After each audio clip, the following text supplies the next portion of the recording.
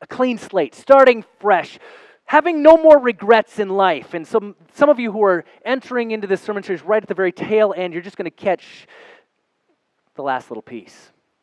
But I have to ask, for those of you who were here last week, how many of you went home after Wendy's sermon and you went home and you just minimalized, you just got rid of everything? I didn't think so. By the way, preachers do like it when they not only preach, but you go home and you apply something. It makes us feel really good, like we actually do something or offer some measure of hope, who knows. This sermon series has been about learning to say the things that you would regret not saying. It's been learning to overcome fear and to do the things that you'll always wonder, what if I had done that? Taking a chance, in other words. It's about reducing the baggage of life, the things that hold us down so that we can actually step into our dreams. And today we're going to talk about that clean slate. How do you take a first step? How do you actually start that new life? How do you take a new course when you feel like you are stuck in the mud? I got to thinking, some transitions are pretty easy, aren't they? How many of you went to a graduation this week? No. A couple of them. How many of you had graduations this week? It's that season. And I don't know about you, but I remember when I graduated, things changed. It was like I woke up one day and all of a sudden I'm in a new town. I'm in a new bed. I've got a new roommate. I've got a new look in life and a new routine. In fact, my new look also but if you look back at some pictures, you could witness that old mullet. Anybody ever claim a mullet? Yeah, I had one of those. Not only that, but I had an earring over here for a while too, and I think I did that just to see what my mom would say, and it didn't go very well. And I'm not sure I could pull it off today either, but I had a new look. Things changed. It was different, and I had a new circle of friends. I went from high school with maybe a C average to college, and I just made this change in my determination. I was going to do this, so I had an A average in college. Things changed. It's like I started with a clean slate. Many of you know what that feels like, to start in a different place with a whole clean slate, all new opportunities. It kind of feels good. But there's other transitions in life that feel more difficult. Things like addictions, alcoholism, smoking, drugs, just simply the weight of the world sometimes, feeling stuck in a position and not seeing a way out. Sometimes you just feel like things have gotten out of line in your life. They've become unbalanced in life. You're not sure which way is up. You wake up and you realize your life isn't where you wanted it to be at this point. Settling for a dead-end job, relationships filled with people that beat you down or buried under possessions, and they just consume your life, having to do. Maybe you wake up and you feel like your faith is dead or broken, or where's God?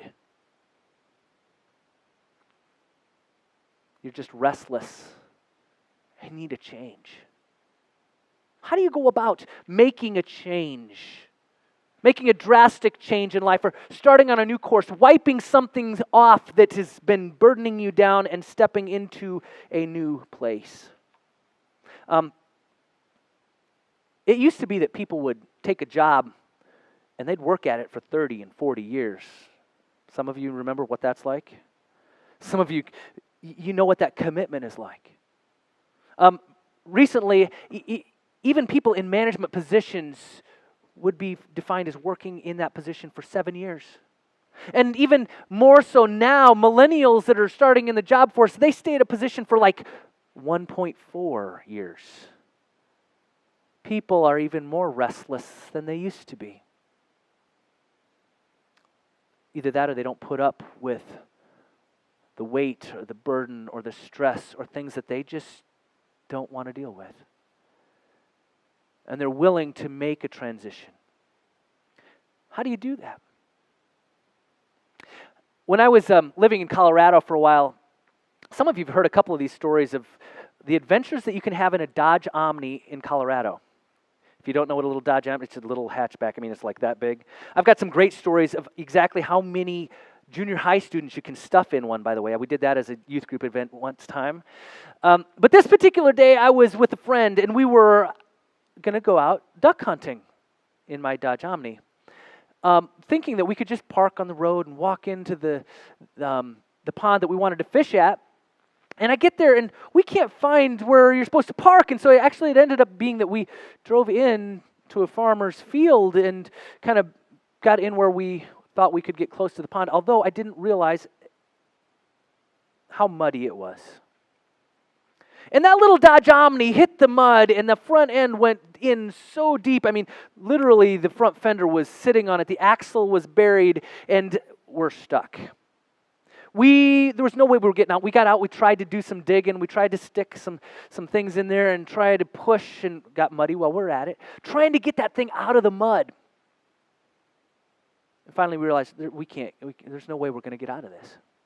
This was before cell phones, and so we couldn't call and ask for help, or we were far enough away that nobody was going to see us or help us. And finally, we just said, we're not going to let this problem ruin our day. So we said, we're just going to pray over this. So we prayed over this, said, God, we don't know how we're going to solve this. We don't know how we're going to get help, but we're giving it to you.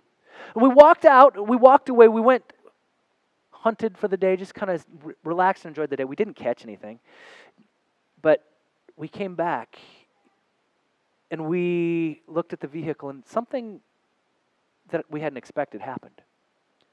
While we were gone, it was cold enough, it froze.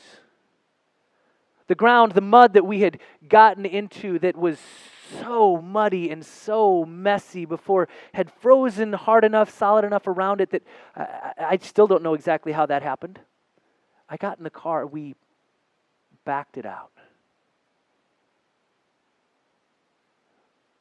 I learned an important lesson that day. I don't even know if it settled into the rest of my life until later. But I realized that when you come into a situation that just feels like you're stuck, that there's no way out, you feel like there's no way you're going to resolve the issue, and you are buried in life, sometimes the best thing to do is pray and walk away. Pray and turn the other direction and try something new and see how God's going to bring a resolve. And that's how God works. The toughest decision is choosing to go a different direction. In the situation that you might be dealing with or struggling with, or you feel like has got you stuck right now, the toughest decision is thinking about making a change. But sometimes that's exactly what we need to do. Our passage today, it talks about this thing in Isaiah. It talks about ceasing to do evil and learning to do good. And I struggle with that passage, and so often you come to church and you hear people preach, and you can hear somebody say, you got to stop sinning, you got to start doing this, and you got to stop sinning, and you got to do this. And so often it's about doing the right, not doing the wrong, and the way that we care for other people. And then I realized maybe this has a different application. But first of all, I had to realize that what it says cease to do evil. That implies, it implied then, and I believe it implies today, to cease to do evil means it's a current reality. It's something that comes natural to us. It's something that we inherently do. Scripture says all have sinned and fall short of the glory of God. That's a reality. See, then the next thing it says is learn to do good. That also implies to learn something. It means that we don't really know how to do it in the first place. It means that we fall short. We're not even capable of doing the good. It's like sitting down to a math class. We have to learn how to make the numbers work.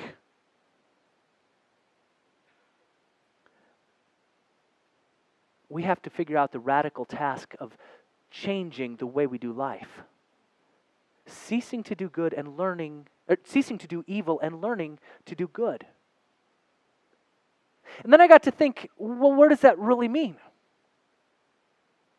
The passage goes on, it says, seek justice, correct oppression, bring justice to the fatherless, plead the widow's cause.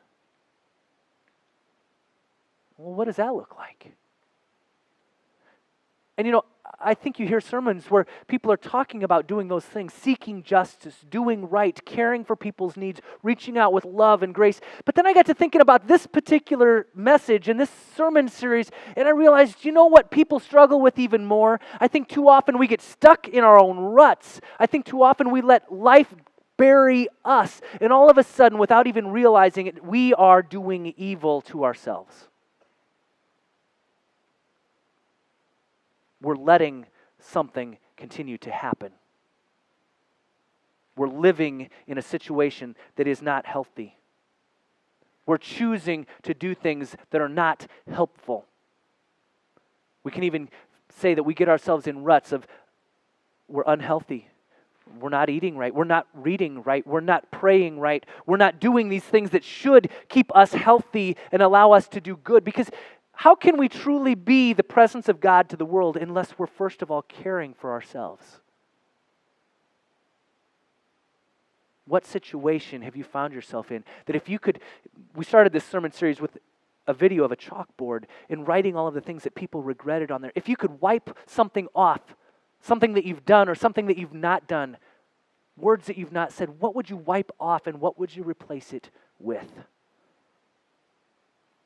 Now last week, Wendy mentioned that this is not meant to be a self-improvement seminar, and it's not. Because this is based upon Scripture. It's based upon our faith. It's based upon who God is in our life and who God calls us to be. To love your neighbor as yourself means, first of all, you have to love yourself enough to take care of yourself. What does it mean to learn to do good for ourselves? And I think sometimes as a pastor, we need to give each other permission to do good for ourselves rather than just beating ourselves up to care for others. We have to give ourselves permission to actually do the good that we need, to give ourselves the time off or find ways to celebrate. I want you just to take a moment. I want you to think in your mind, what is that one thing? If you could change one thing in your life, wipe one thing off of the chalkboard right now, what would it be?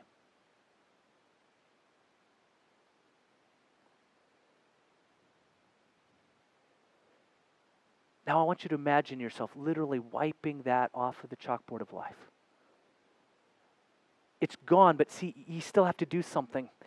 You have to make a change and put something else in its place or give yourself space to grow even more. Now, if you're following along on that Bible app that I mentioned to you, you can pull up and you're going to have some notes that I'm going to follow along with, as well as there's a 21-day change study that you can do yourself. You can go home afterwards and you can click on that, and like for literally 30 seconds a day, you can read a little devotion that kind of helps you continue the path of making some changes. But I want to give you a list of some things that you can do if you feel like there's that one thing that you really want to make a change on. First of all, Scripture reminds us we need to take full responsibility. Whatever that thing is in your life, whatever it is that you feel is pushing you down or has you stuck in the mud, it's not someone else's fault. Just because you think you need to be there for that or for them or for this because you've told yourself that, it's still your choice and your responsibility. Once you take responsibility for whatever that is and you say you want to change it, then you have to set a goal. Set a goal for change and how you're going to go about that change. Now, to do that, I think sometimes we need to think like college. We need to think like we're starting something completely new. We're wiping the slate clean and we're starting over, which means you need to try new things. Simple things sometimes. Trying new foods, by the way, that's really risky. Try a new look, maybe an earring, or maybe not. Visit a museum. Read books that are outside your norm. Visit, travel, make a move. I've shared in the past couple sermons too, don't be afraid to fail. Anytime you try something new, You will fail. Look at all of the people in the Bible. Every one of them failed, but it was on their way toward success. So set the goal and then don't be afraid to fail along the way. I like this one. It says, don't talk to it says talk to strangers. How many of you were trained as a kid, don't talk to strangers? Now, for you adults, this is after you grow up. This is after you grow up. Talk to strangers. Do you realize that most of your opportunities for future are going to come from a circle of people that you've not met yet? Anytime you want to change and try something new or do something new, you have to be willing to risk, to go outside of your own circle of influence, to meet new people. Be willing to change. Now, I know that this is like a duh, slap yourself in the forehead. Duh, if I'm going to change something, but how often I talk to people who say, I woke up, I'm going to try this, I'm going to do something completely different, I'm going to live a new life now, and things are good, and then they do everything the same. That's not going to change your life. How many of you have ever written a personal mission statement? A couple of you should. All of us should. A couple of us have. A mission statement is valuable because it helps you know who you are and your purpose. It helps you set your goals and move toward them and attain them. It also helps you do something that's very powerful. It helps you learn to say no. Because all of a sudden, some opportunity shows up in your life and you say, oh, that sounds really good. But that doesn't fit with my mission. And I don't have time for that. It helps you define what is the most valuable. In fact, it goes along with this one that says, don't get hung up on perfect. How many of you get hung up? Everything's just got to be perfect. By the way, that doesn't work because as soon as you say that something's perfect, somebody else is going to come along and say that's not right. So who defines perfect anyway? But what it means is this, is how do you know what to give your best effort toward? And I think a personal mission statement helps you know, give your best effort towards something. And actually, this is something I'm going to gold plate. I'm going to give my all to this. But then you know what? This over here, good is good enough for it. Because if I'm really going to achieve my goals, if I'm going to set off in this new course, I've got to gold plate these and only give good to here. I like this one. It says, don't try to fit in. You know, when we try to fit in, we try to do everything just right. We're not really being true to ourselves. Acknowledge the gifts that God has given you. Use those gifts for God's glory, and you will see the power that comes out of it. This might be a fun one for you. Be selfish. You know, as Christians, you hear pastors all the time tell you, be selfless. Serve others.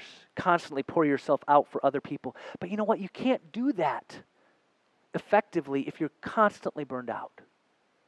Learn when and how to be selfish. To say, I need a day off. To say, I need to do this. I need to take a break. I need to go spend time with family. I need to do these things. These things are more important. And then celebrate every milestone. How many of you are marathon runners? Anybody? There's another one. There is one? Yeah. Marathon runner. People who run marathons, I don't think that they only celebrate the goal when they cross the finish line. I've heard people tell me, I celebrate every pole that I pass. I celebrate each mile marker because I know I'm one step closer to achieving my goal. But you see, if you don't celebrate those little victories along the way, then you can become overwhelmed with the fact that I'm never, ever, ever going to get there. So when you set a goal, when you set a new course in life, don't just think you've got to get there. Celebrate every step along the way. What does it mean to learn to do good in our own life? I think God's telling us not to remain silent in the face of our own challenges. Not to be content when we're stuck in the mud. But instead make a choice to head in a different direction. You know, I was thinking this sermon could feel like an AA meeting, like a Celebrate Recovery meeting. Hey, let's do all of these steps and we can get our life back in line. There's value in that. Because two other things that they claim that I think are a part of our Christian faith even. There's accountability. When you make a choice in a direction in life, they say, have someone to hold you accountable, to mentor you or to stand with you or to help you get through the difficult days. And then they also say, identify your higher power. Now, here we claim that higher power to be God. Let God be there for you and be your guide to lead you in that new course of life.